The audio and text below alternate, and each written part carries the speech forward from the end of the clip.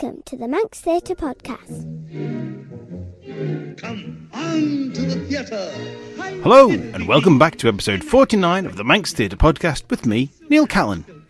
Thank you to everyone who's listened to our previous episodes. If you're brand new to the podcast, welcome along, and thanks for joining us. In this podcast, we like to try and keep you up to date with what's going on in theatre on the Isle of Man, chatting to the cast and creatives of upcoming shows to find out a little bit more about the shows and the people behind them, and also what our Manx-born and bred performers are doing further afield. Coming up on this week's podcast. I'm joined by Sharon and John Walker from The Service Players, ahead of their upcoming production of Agatha Christie's Witness for the Prosecution. You can still listen to all of our previous episodes through all the usual podcast outlets and at manxradio.com/podcasts. Whilst you're there, make sure to give us a click and like and subscribe or follow or whatever it is you need to do to make sure you never miss an episode.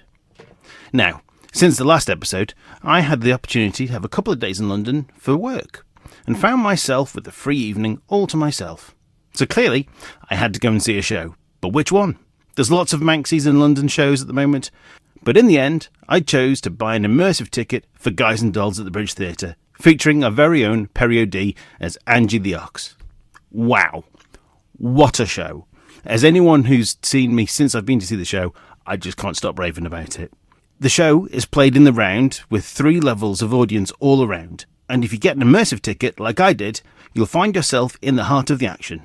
At the start of the show, the set is a flat floor marked out as a street, with yellow lines, road markings, street signs hanging above your head, and the constant rumble of traffic and subway cars passing by. There's hot dogs, beer, big dough pretzels for sale, along with hats and all sorts of other merch. The stage crew are all dressed as New York cops, and as the show goes on, they usher you in and out as various pieces of the flooring rise and form to fill the stage for various scenes. Marisha Wallace, playing Adelaide, is surely to be a big name in the future. She gives an amazing performance with heart and brass and none of that little cutesy, oh my god. Nicely Johnson has always been a bucket list role for me, and I got to see Cedric Neal play him in this production. Well, for the first half anyway, as due to illness, his cover had to take over for the second half. And his rendition of Sit Down You're Rockin' the Boat had the place screaming like it was a Taylor Swift concert. After seeing this production and the hilarious performance by Owen Arthur, Nathan Detroit has now firmly been added to that list of parts that I need to play. Now, I could go on about this show for ages and probably fill an entire podcast just talking about the staging and the set and the experience, but the best thing I can do is suggest if you find yourself in London with a free night, do yourself an enormous favour, get an immersive ticket and go along and see it. You will not regret it. On the local scene, the sun shone on Paradox Theatre Company's Merchant of Venice at the Villa Marina Gardens, which saw all 4 shows sell out before it had even opened. A reflection of the guys probably could have released more tickets had they known how good the weather was going to be, but they had to limit it to the number they could safely fit in the Villa's Promenade Suite, which was their fallback for bad weather. They used the raised area by the centre steps leading up to the top of the colonnade, which gave them lots of different levels to work with, along with several cast members working their way through the gardens and audience on foot. And he even made an entrance on an ice cream bike. This is a great venue for these kind of productions and will hopefully be used a lot more in the future. Then we had the Manx last night of the proms at the Gaiety on the 23rd of September, which Damien Neal stepped into the fray, replacing Paul Costain, who was injured or unwell at the very last minute. Well done, Damo, for stepping in there. Then, in October, we had a week of Joseph and the Amazing Technical Dreamcoat from the Christine Wilde Theatre School and Rachel Wilde Performance Studio at the Gaiety Theatre. Then, in just the last couple of weeks, we've seen performances of Educating Rita on the 13th and 14th of October at the Peel Centenary Centre, and then the 26th and 27th at the Aeronauts Centre in Port Erin.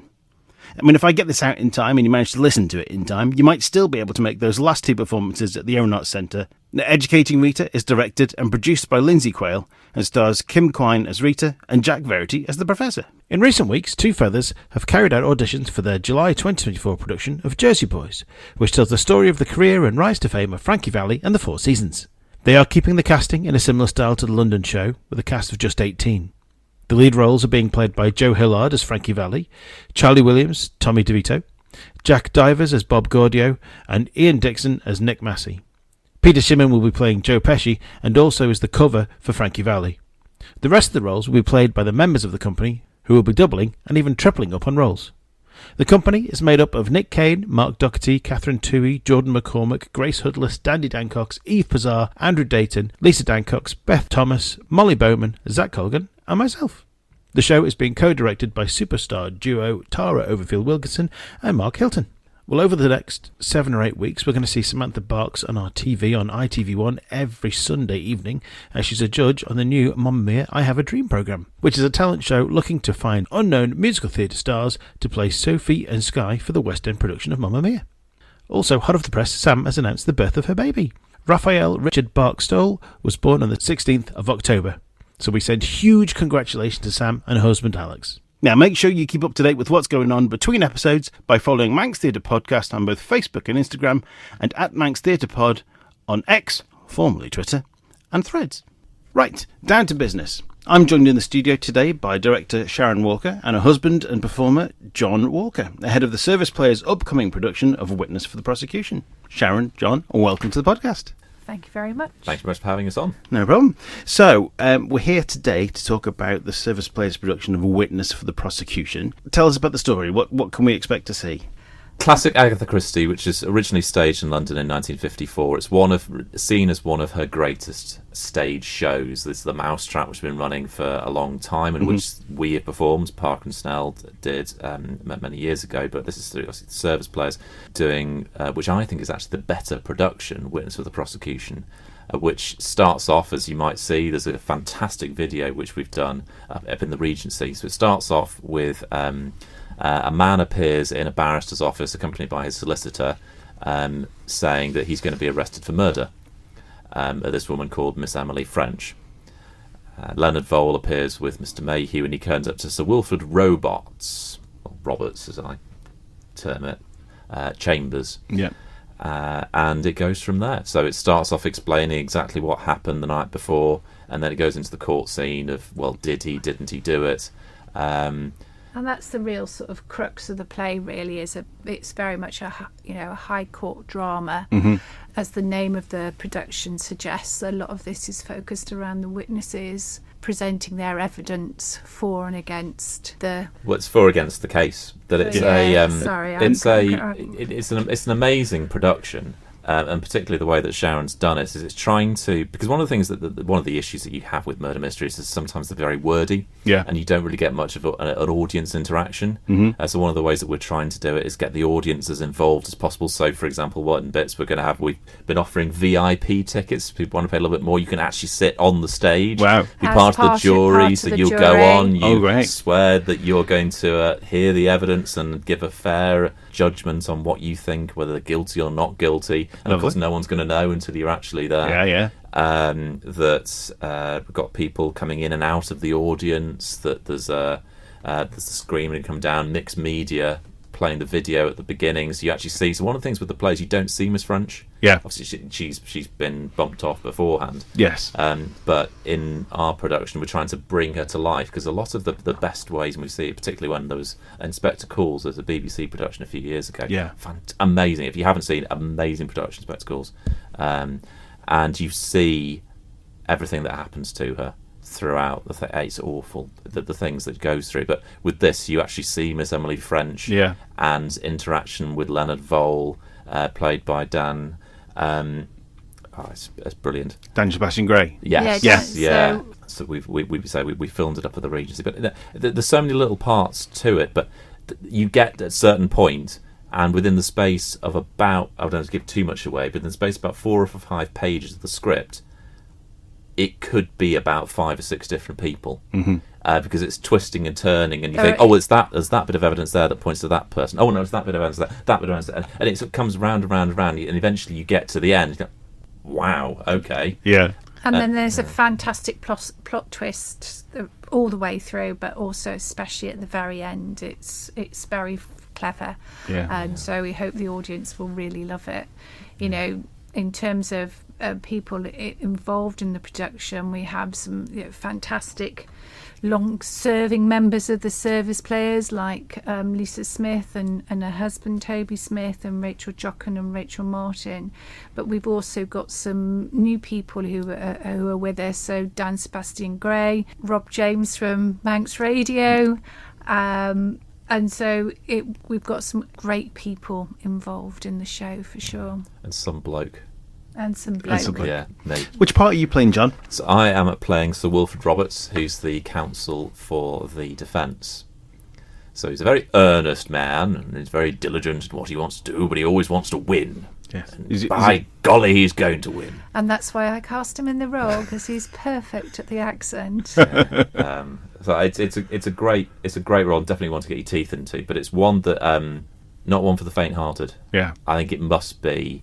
So a few years ago, Service Place did Dad's Army. Yeah. And Jeff doing Captain Mannering. That must have been. You don't realise it when you watch a TV programme like that, how much Mannering has. It must be 60%, 70% of the script.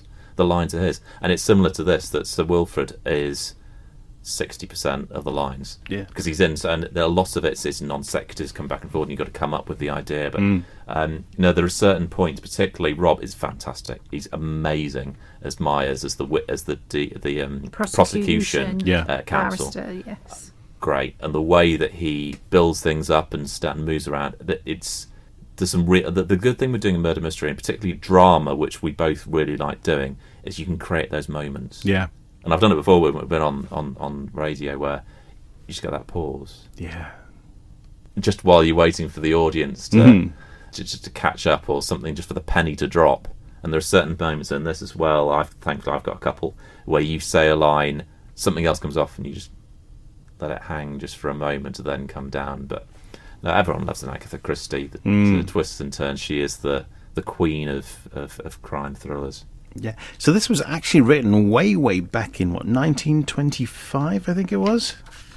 Yes. Yeah. The original script. The original short story. Yeah. Yeah. That's all based on. Yeah. So it was published in Flynn's, which was a weekly publication, on the 31st of January 1925.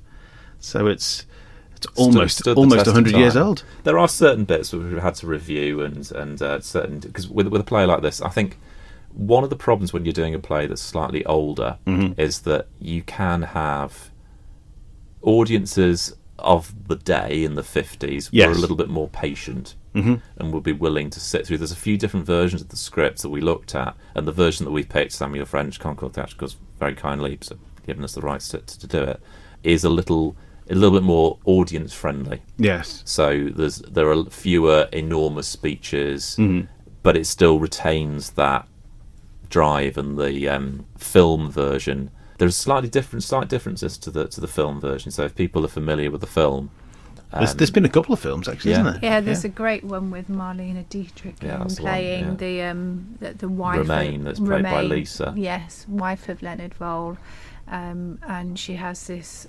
The character is a foreign actress, and so she does that part particularly brilliantly. But there's a part later on where she has to have a Cockney accent, and she's absolutely awful at it. But in a good way. But Marlene Dietrich, one of the Marlene Dietrich being Cockney, right? Sorry, no, we're not talking about Lisa. Lisa does it fantastically well, as Lisa always does, and with the characters that she does. So I'm very lucky with the cast that I have, I think. Brilliant. Yes, there's also been a number of television adaptations over the years as well, hasn't there? Yes, the most recent one has Toby Jones and Kim Cattrall in it. So interestingly enough, she plays Miss Emily French in that version as well. And as John says, we see a really great big long backstory between her and Leonard Vole before the murder actually happens. Whereas in the play, it starts after the murder has actually happened. So it is very different.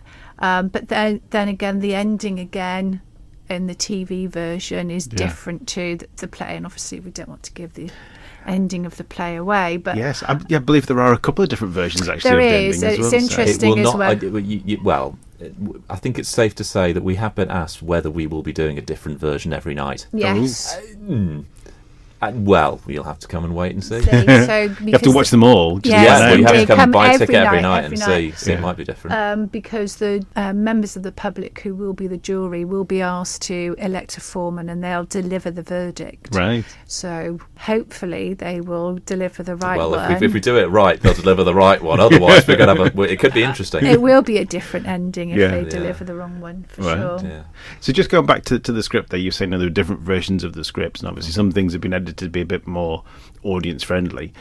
I guess with some of those things that are that old as well, and they're of a time, there's probably certain language or certain aspects of the scripts that possibly are Yeah, and Not we've had necessarily, yeah. absolutely, and there are bits that certainly felt quite very, very sort of dated and not quite right. not quite PC these days. No, Well, yeah, there was absolutely, that, yeah. absolutely. That the feminists among us perhaps felt that some of the language There's used nothing wrong towards with it. It's used No, towards there's the a whole ladies. section where Robert, Sir Wilfrid, and Mr. Mayhew, Toby, go off and complain about how their wives go and pick holidays. Yeah. And they just love looking at how, if it was up to my wife's picked every house, she must have visited every house in Britain and deciding what she wants to buy. Because and that's everything what else. they do all day with their time, apparently.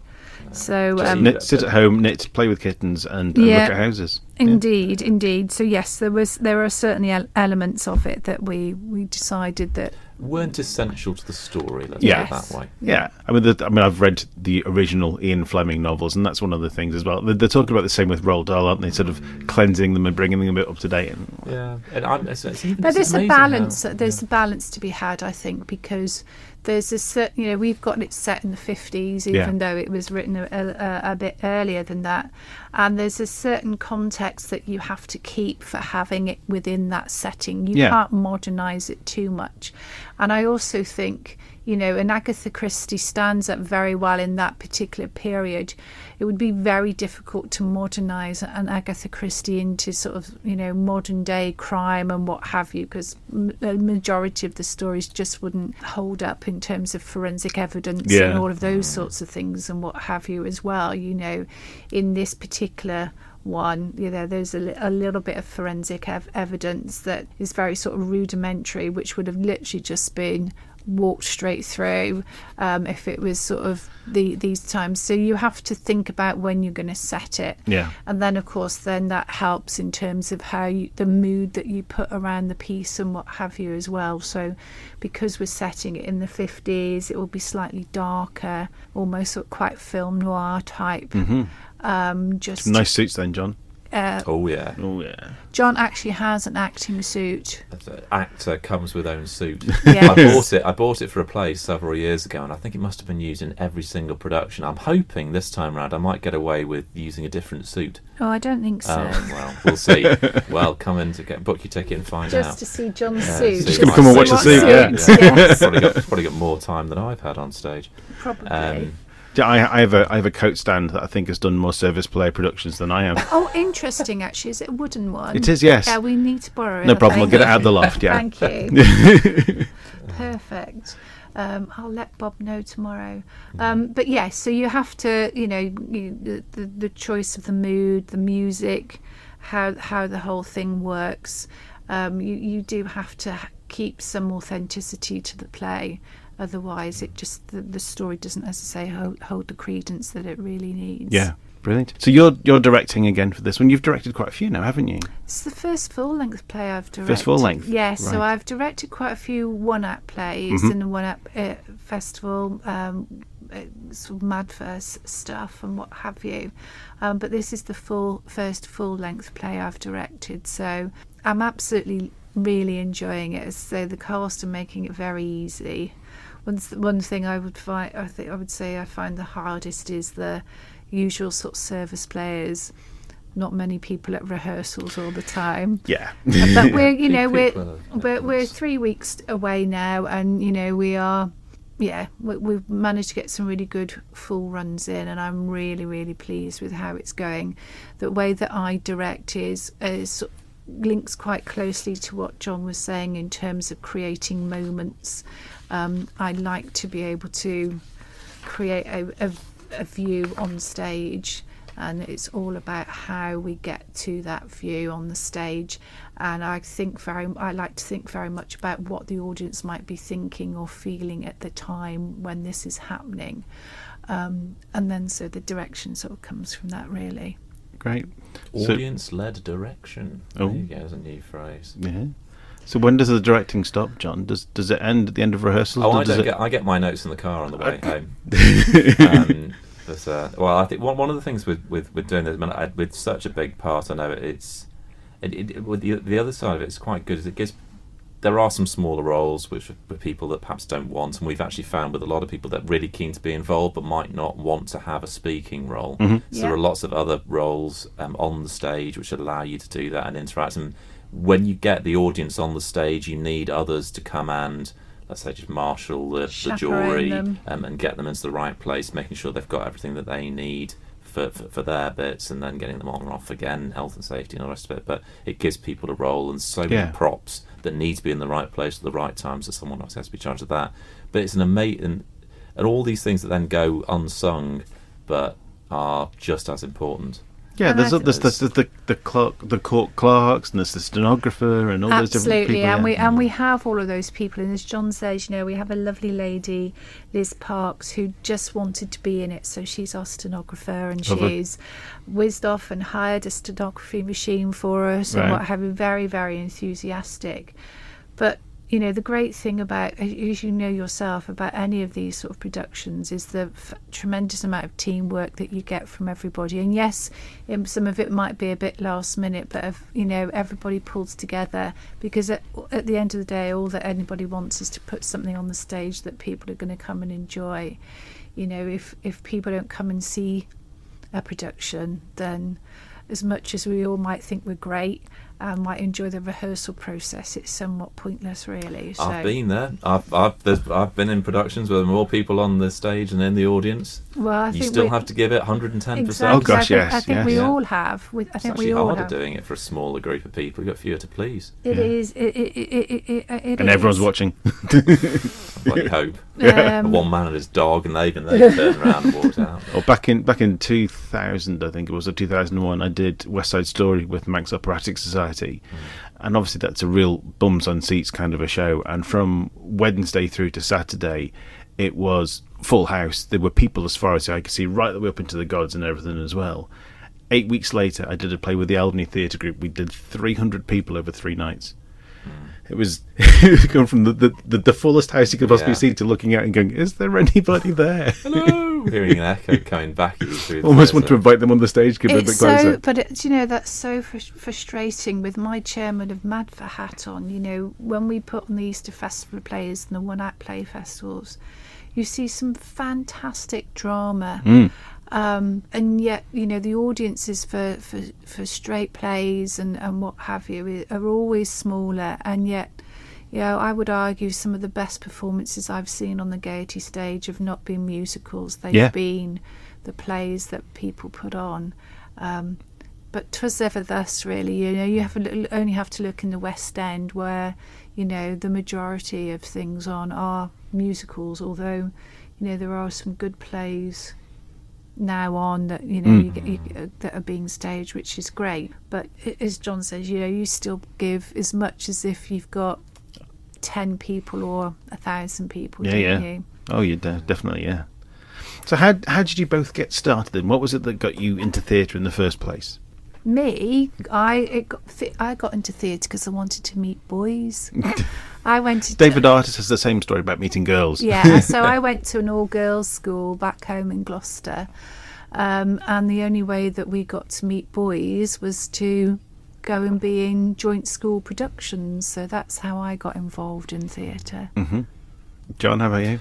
So I I was more coming from a musical background. So I, after being told at 5, 6 that I couldn't sing, ended up in the choir when I moved over to the island. And then I got a role in a musical, and I need to act.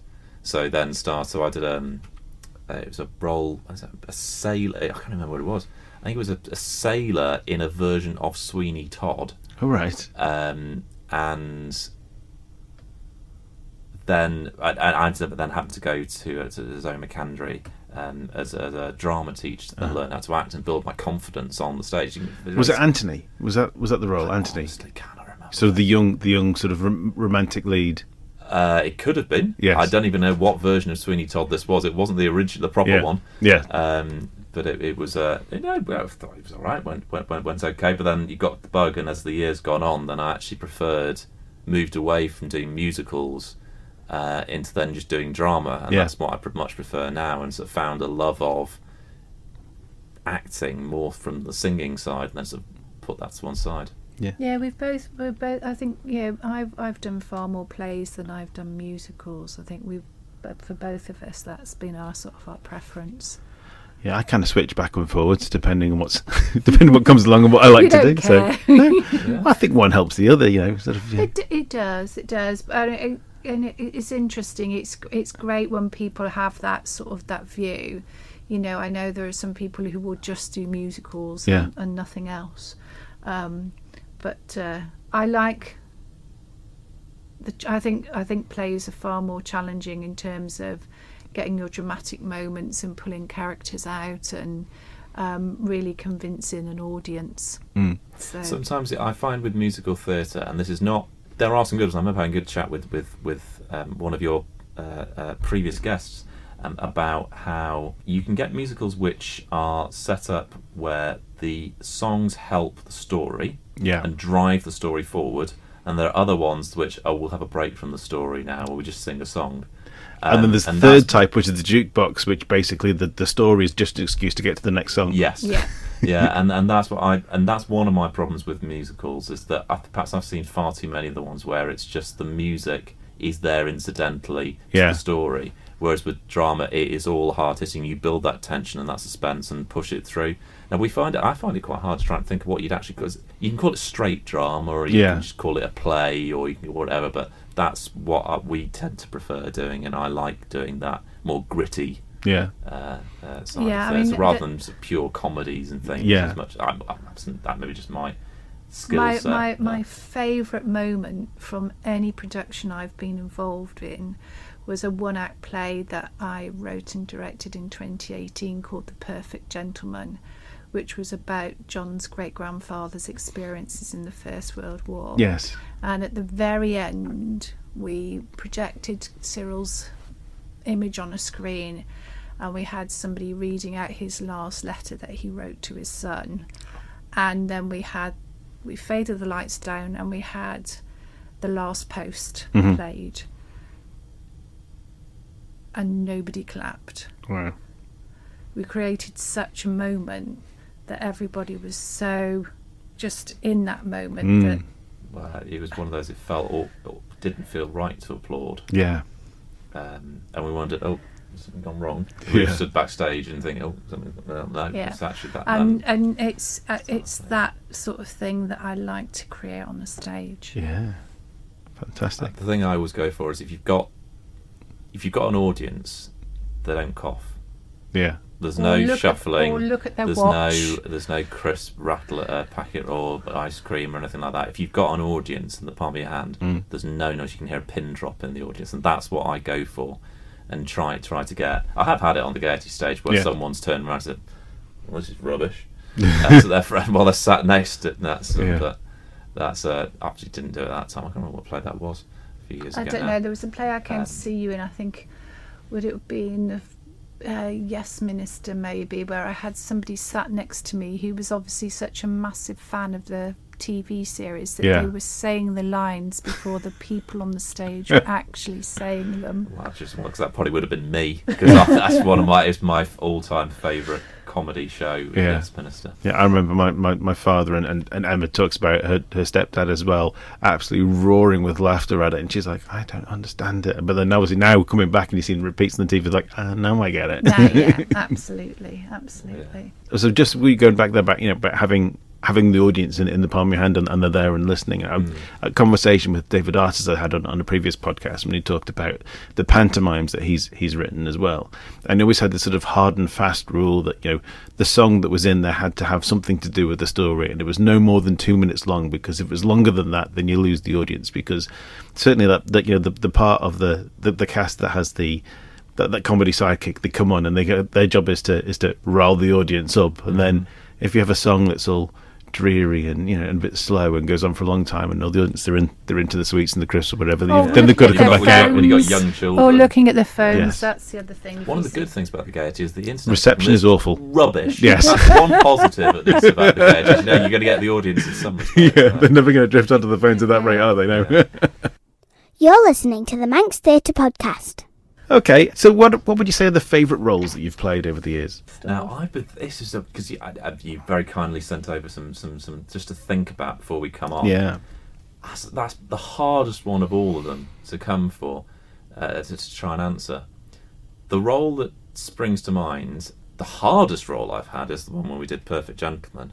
That was just the hardest role to try and do. But the one I felt, especially had that emotional link to it as well. It comes back to the family connection as well, and the way in which. But it was 9 letters, all of which are about 5 minutes or 3 or 4 minutes long. Yeah, solid text with no prompts and no assistance. And if you caught anyone's eye in the audience, that's it. You've gone, no prompt. But the one I think is actually the play in which we first met, which was when I did Flare Path, which was 10 years ago this year. Right. The Gaiety Service Players.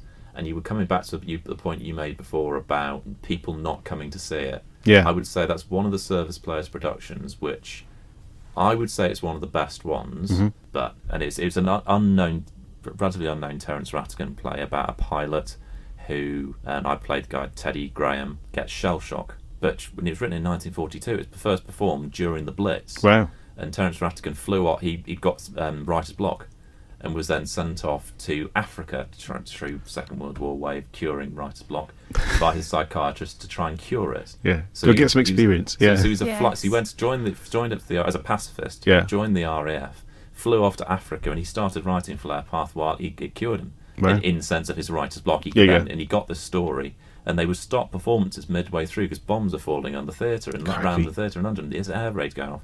But to write about something like that during the Second World War, it was brought back a few years. Mike Hoy directed it. Mm-hmm. Fantastic production. And I felt really sad that there wasn't as many audience members to come and see it. Yeah. I'd love to do that play again. But unfortunately, I'm probably a bit old now to be playing Teddy. Yeah. Give it 20 years and it's 2042. Absolutely.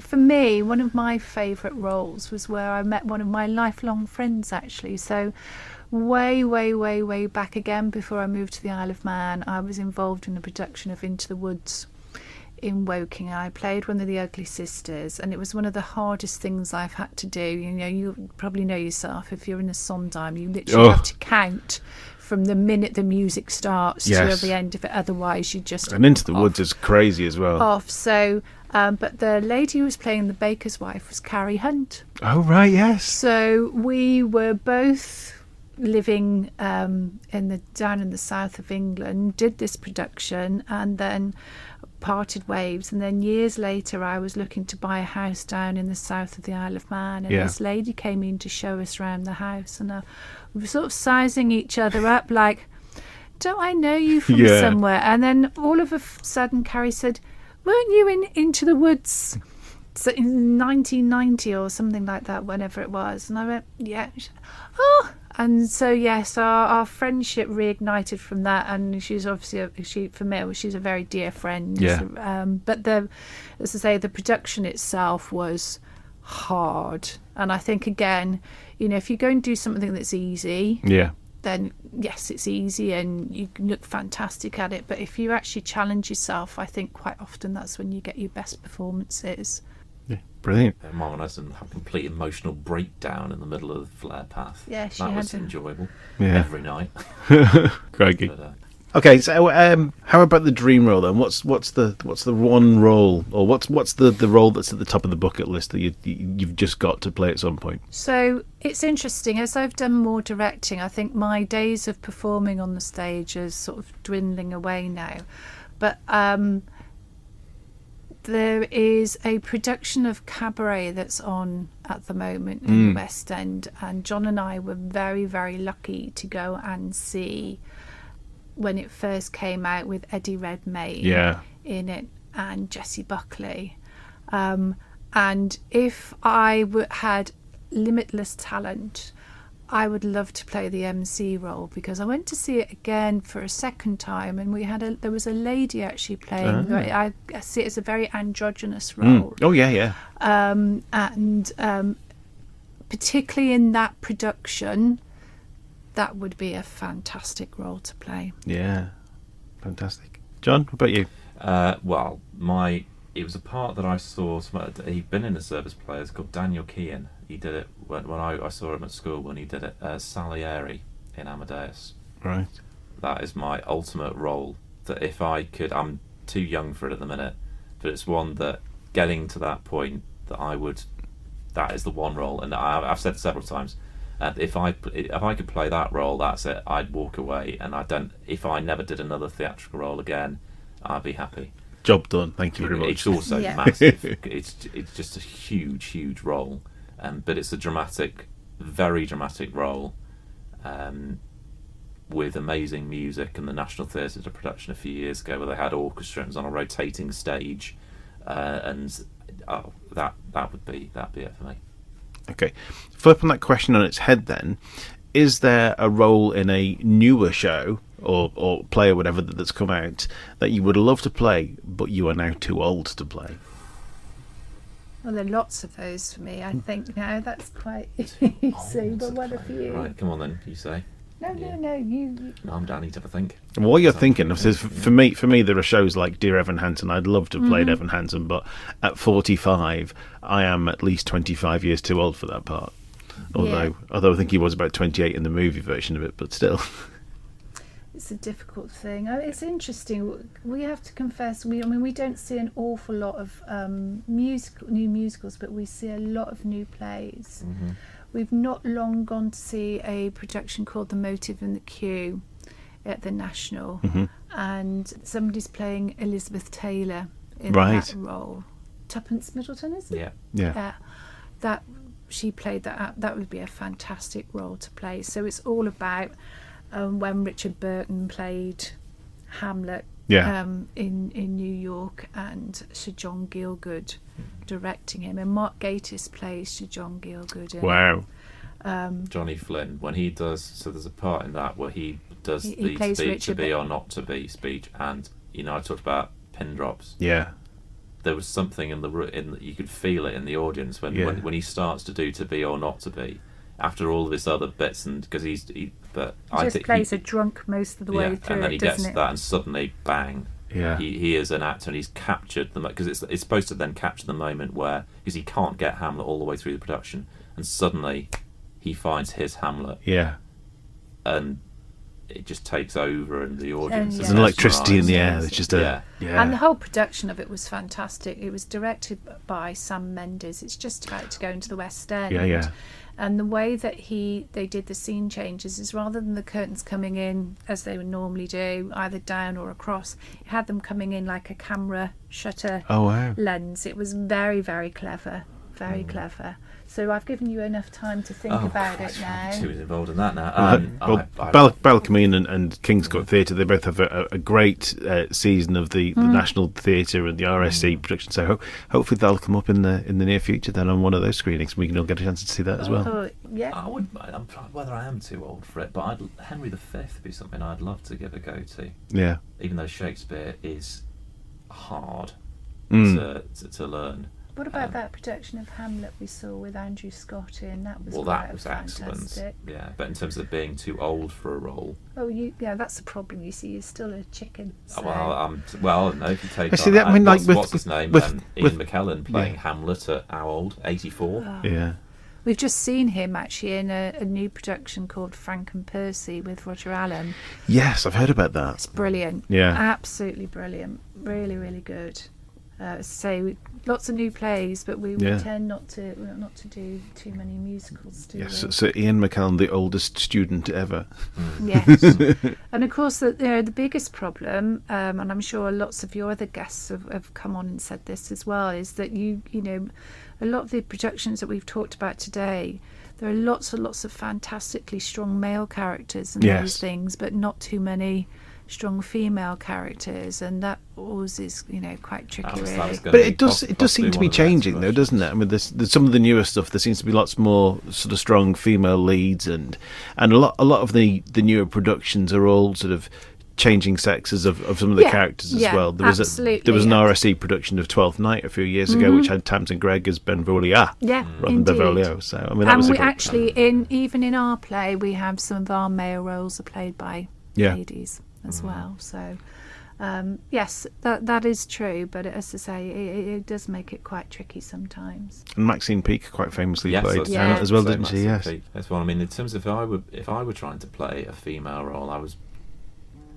mean, if you move beyond, we're trying to stick to the drama that we were talking about there. You look at something like Blanche from Streetcar Named Desire, or Hedda Gabler, which is often described as the female Hamlet. It's such an enormous role to try and play. But again, it comes down to what talent. You talked about limitless talent before. I think Ugly Sister for me. Although you said I'm banned from ever playing a woman again on stage. You were too pretty. Yeah, you had to keep making me... Actually, of course, the pantomime, you had to stick more and more fake hair and mould. Had this gorgeous, great big blonde wig, curly wig on. And of course, John's torso has fantastically long legs and what have you. It just looked the hair wasn't... too pretty. I think that was somewhat the problem. Yeti in the leg. You needed to put your fat suit on you or something, would have been better. Yeah. Okay, with that in mind then, what are the best and or worst costumes that you've ever worn? Well, we got to go back to... I remember going back to school again, house plays. Yeah. Where there was one where I was flung around the stage. It was a man dressed as a woman playing a man playing a woman. And those ludicrous roles. It was a play within a play, trying to do Shakespeare, and had the worst wig I think anyone had ever seen, where it was missing half the hair. There was the netting showing. Yeah. This really horrible leopard print costume and ripped tights, and obviously me with big booming bass voice trying to fit it. Awful. Sounds wonderful. Was that King Bill's or was that? It might have been, yes. Yeah, just with the house plays, yeah. Sharon? Indeed. So I suppose for me, I don't know, I'm always one for a slightly interesting costume. I remember doing Witches of Eastwick and having these lovely sort of floral culottes as my main costume, which were particularly disgusting. But I think probably the worst costume for me was I was playing a sprite in a panto, so a silver unitard with a sort of diaphanous star over the top of it was not great. But my favourite costume of all time was when we did Blackadder, and I was playing Nursey, and we got the costumes from the TV show. So I got to wear the actual Nursey costume. Wow, that's brilliant. And they made the other costume. And I was about to say the pièce de résistance for me was that I actually had my own udder costume for the fancy dress, which I still have at home. That was the most ludicrous conversation in our marriage. when we were clearing out our old house, moving to our new house now, and said, should I keep the other costume? Of course. When on earth are you ever going to wear? Well, that's not the point. Why not? Never know. Break it out at a party. That comes on to another, classic incident of the audience not knowing what was going on. Beth Davis was playing Queenie. Yeah. And we had this sort of fancy dress scene in the play. We were about 2 or 3 scenes before that, and we were waiting to go on. And in that scene, for the fancy dress scene, Queenie goes on as her father, Henry VIII. So Beth rocks up side stage in her Henry VIII costume. We're all in our normal costumes, and I'm like, "What are you doing in that?" And all you heard was beep, beep, beep, beep, beep, beep, beep. Run off stage. Poor old Hammond's doing his Blackadder bit. Had to sort of eke it out a bit because she's trying, and obviously trying to eke something out on stage. No.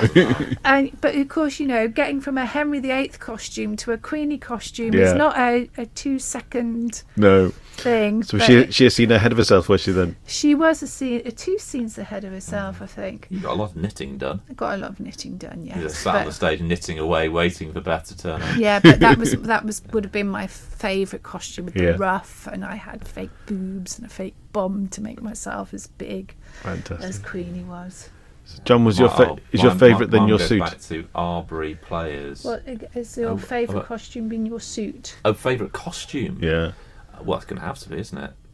It comes out in every single play. Or the rather fetching white long johns that I had playing Jesus. That was quite now when you talk outfit. about having, large roles and what have you, I always say to John, he's already played the biggest gig he's ever going to have because he's played Jesus being crucified on a cross.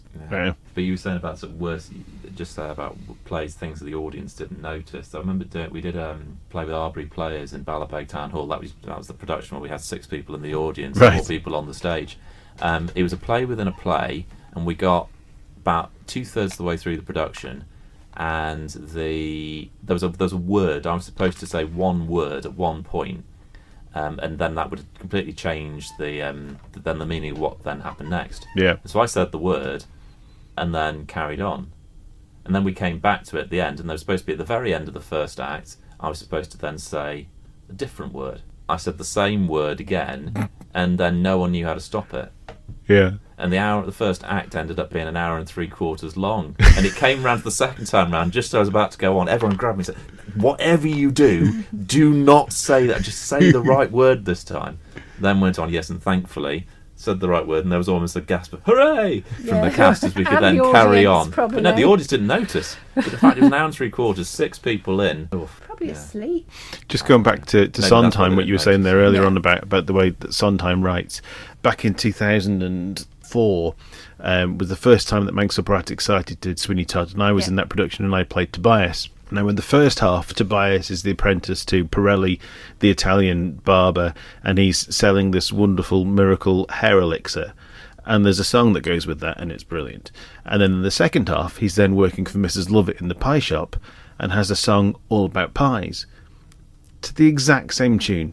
Slightly different key, but the exact same song. And there was one night I stood up there, and at the start of the song, first off, it's "Ladies and gentlemen, come attention, please," and it goes on about hair.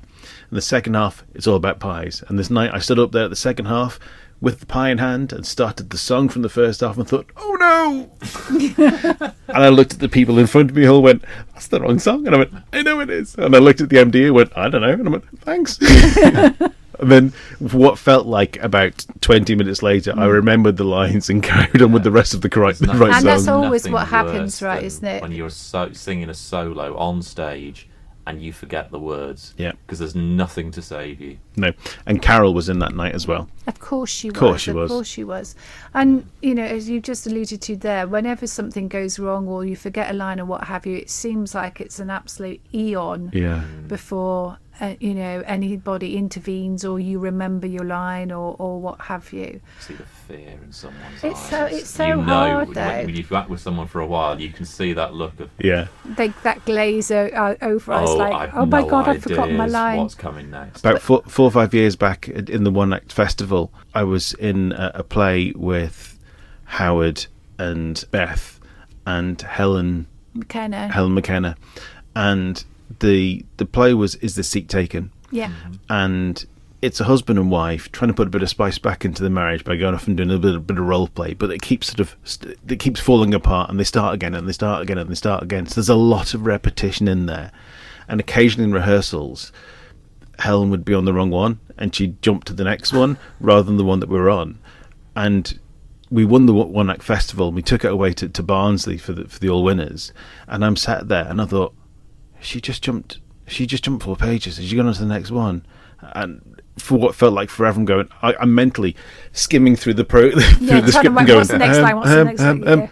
Oh no, she is on the right one, right, that's okay. And then I can carry on. But then if you're oh, it's my line. Oh, that's right. But I was talking to some of the guys afterwards, and they went, "Oh, we didn't notice," because unfortunately it came at a point where it was a bit of a sticky. Okay. And it was like in that just of like 2.5 seconds. You had managed to flick through, hadn't it? Because I guess as time slows down, your brain's working in overdrive. Fortunately, on managed the to other get end away of the with it. scale, I remember going to see a play where people had obviously hadn't been so quick on their lines, and there was the guy introduced the play. He was the chairman of the society, and he had a very deep and booming voice and said, well, also I am the prompt, but hopefully you won't hear anything from me this evening. And then, obviously that was just the death knell as far as that was concerned. And by the end of the play, he actually came out from the wings and he gave a bow because the audience had heard so much from him as they had done from the actual cast on the stage. And there was a point where he was getting the round of applause as well. There's a professional production I saw in Cardiff. It's a Welsh National Opera where Carmen gets, spoiler, dies at the end. Everything dies of consumption, they all do in opera, and she died in front of the curtain. Oh dear. So you get to the very end and everything. You see her, it's professional. She's crawling underneath, back under the There's curtain. nothing worse than that when you have a big dramatic moment where somebody dies, and then the lights don't go out and they have to get up and walk off the stage. It just looks awful, I think. That's the play that goes wrong, sort of thing. Yes, absolutely. Yeah, and there's a lot of things these days where a lot of people tend to bring in the set changes. The stage crew will be dressed in costume so that it'll happen in the light or in a half light. So it just seems like it's part of the whole thing. And then that's the kind of like. Well, the difficulty with one of the reasons you do that is because you lose a lot of the pace of the production if you have that break, particularly with a fast production like a farce or something. One Man, Two Governors, for example. You lose that pace. And once you've got the audience, you've got to keep that pace going, the attention span of the audience. And if it dips too much, then you've got to try and build it up again before it then moves on. Yeah. Right. Okay. So back in 2020, after the first lockdown, Neil King and I, we set up a musical theatre playlist. This was going to be our ultimate musical theatre playlist. Neil and I put 10 songs each into the playlist to get it going, because who wants to listen to a playlist with 2 songs? No one. And then every guest that's been on the podcast since then has added a song to the playlist themselves. Now these songs are songs that have been in shows that they've been in, that they've performed. They're from their favourite show, or it's something that means something special to them. Like, for instance, Seasons of Love was sung by a group of friends at mine and my wife's wedding, so that's one of the reasons why that's in the list for me. So Sharon and John, what songs would you like to add, and why? I think we've come up with a joint song. Oh, a joint song. We're only having one. Well, it's up to you. I'm saying we've come up with a joint song. I've picked our joint song, if that's the case. But if you have a song, so our song is "Never Mind the Why and Wherefore" from HMS Pinafore, for a couple of reasons. So you'll remember I told you that the reason I got into theatre was because I wanted to meet boys, and so. Back in ye olden days, in the 1980s, as my children would call them, I used to do a lot of GNS shows with the local boys' school, and HMS Pinafore was one of them. And actually, this particular song, I think, is quite interesting, because when you listen to the rules, or to the words, there's a lot of relevance in what they say today about you should be able to be free to marry whoever you love. Yeah. And John and I, it was one of the songs we had played at our wedding when we signed our register in London. Well, it's what got me. So one of the reasons I got into acting was because my mum did Gilbert and Sullivan Cross, and then encouraged me to then start acting. So she was always never had a leading role, did GNS for 25 years, always in the chorus, loved every single show, and would always go and see whatever was on at the Gaiety. Yeah. And yes, it was what got me into acting with Gilbert and Sullivan. We went to see a production of it, Les Dennis, Yeah, we saw doing, HMS Pinafore last year. They usually do a GNS as part of their season. Yeah. And it's a shame because I know that GNS has a reputation for being terribly dated and what have you. It was one of the sort of first productions I saw when I moved to the island in 1994. I think it might have been a production of Carousel maybe, or Oklahoma. But sorry, that can't have been either of those because neither of those are GNS. That makes absolutely no sense. Probably Mikado or something like that. Yeah. But it's just that, I think that they are very well written. They were obviously political writings of the day. Mm-hmm. As I say, if you look at some of the writing, they are actually very cleverly written, aren't they? Yeah. But they are the types of productions that you could absolutely modernise. Oh yeah, and very easily, and bring into the modern day. So we saw a production of Iolanthe, which is about lords and ladies and fairies, and they played up to the idea. So all the fairies were in their 60s, middle-aged ladies all with big little wings. little fairies, and then they had politicians of the House of Lords, and they had Boris. Someone dressed up as Boris. Someone dressed up as Jacob Rees-Mogg. Someone else, who else it was?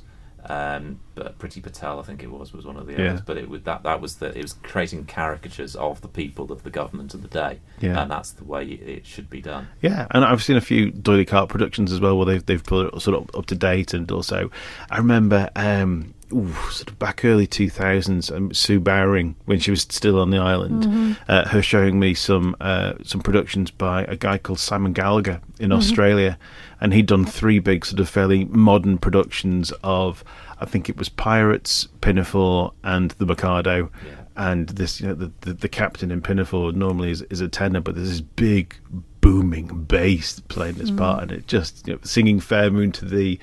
It was just a different song. Actually, that's one of the great things about GNS shows is they are fantastic chorus shows. So if you do have people like John's mum who want to be involved in a show but don't want to be the leading light or what have you, and just want to have a good sing and entertain, then they are fantastic for that. And I've done the Hot Mikado twice. Yes. Which is sort of once. a jazzed up version. Yeah, it was my very first musical with the Manx Operatic Society back in 1999, and I played. I was just one of the gentlemen of Japan, as part of the chorus, and then in 2010, I think it was, they did it again, and I played Coco that time. So much fun as the Lord High Executioner. It was a very camp portrayal. Yeah. But they are all those characters in the GNS musicals are all fantastic parts to play. I think I just think it's again, when I first came to the island, there used to be even Ops used to do GNS. It's a shame that people feel the need. It would be nice to do. I know that people don't do them over here anymore. It'd be nice to do one every now and again. And even if it is Pirates or Pinafore, the big two, that it's something that the songs are great, get everyone involved. Part that I'm too young for is it's a modern Major General. You can always age you up though. Oh, crikey. Makeup and some big whiskers. Oh my word, where I started off as, Wilson? You played Wilson, so the John the Mesre part. And they aged John up every night, and by the Saturday night, Jude, I think, had got a bit enthusiastic. He looked like he was just about to be buried. I'd been dug up. I was then buried. I started off at 60, went to 80, and then the last night I've been dug up for the production. That was a great show. There's so many fantastic productions the service players have done. I think all we can do with the current one that we're looking to, which is the Prosecution, is that if we can sort of maintain that tradition and keep that going for another. And did you know what? Emulate people years. like Auntie Jean. Yeah. And people like your mother-in-law, Carol. So Carol was the director of the first play that I did with service players. Daisy pulls it off. If we are anywhere near as good as those ladies, then I will be very, very proud to be following in their footsteps. Fantastic. Right, well, Witness for the Prosecution then is playing at the Gaiety Theatre from the 9th to the 11th of November with nightly performances at 7:30pm. If you've not done so already, please make sure you go and get your tickets from villagaiety.com or by calling 600 555 and be quick about it, because you've not got long left to go. Sharon, John, thanks for joining me on the Manx Theatre podcast. I wish you and everyone involved at the service players all the very best for Witness of the Prosecution. Thank you. Thank you. You're listening to the Manx Theatre podcast with Neil Callin. Right, let's have a little look forward to see what's coming up in the next few months. On Saturday, 4th of November at the Peel Centenary Centre, the Legion Players present a theatre supper. That's a performance of My Brilliant Divorce by Geraldine Aaron and a 2-course supper, all for just £20. That sounds like a great night out. Then, as we've just mentioned, it's the service plays with Witness for the Prosecution from the 9th to the 11th of November at the Gaiety Theatre. Getting us in the Christmas spirit early, Centre Stage Productions bringing us Elf the Musical at the Gaiety Theatre from the 25th of November to the 2nd of December. Then, just like that, it's Christmas, and Stage Ed are here with this year's Gaiety Theatre pantomime, Aladdin, running from the 16th to the 31st of December. Then, before we know it, we're into 2024, and Evita and Oliver are just round the corner from the DCU and the Manx Ops. Hopefully, we'll get a chance to talk to some of those on the podcast over the next couple of months. Well, with that, we bring episode 49 to a close. Thanks once again to Sharon and John for joining me on the podcast. We wish them and everyone involved with the service plays production of Witness for the Prosecution all the very best. Remember to go and book your tickets by visiting the Villa Gaiety box office, the Welcome Centre, villagaiety.com, or by calling 600 555. The next episode is our 50th, and I hope to bring you something special to celebrate. So make sure to like and follow our social media pages to get notifications of upcoming events and episodes. Don't forget to check out the Spotify playlist by searching for Manx Theatre Podcast, and that's all one word. There's over 80 tracks on there now and over 5.5 hours of show tunes to satisfy your musical theatre needs. If you have any events that you'd like me to talk about or promote in a future episode, you can contact me through my social media accounts or by email to manxtheatrepodcast@gmail.com. All that remains is to say thanks for listening, and I hope you join me again next time. I've been Neil Callin, and you've been listening to the Manx Theatre Podcast. Goodbye. The Manx Theatre podcast, taking a look behind the scenes of Manx Theatre. And happier than actors alive for me.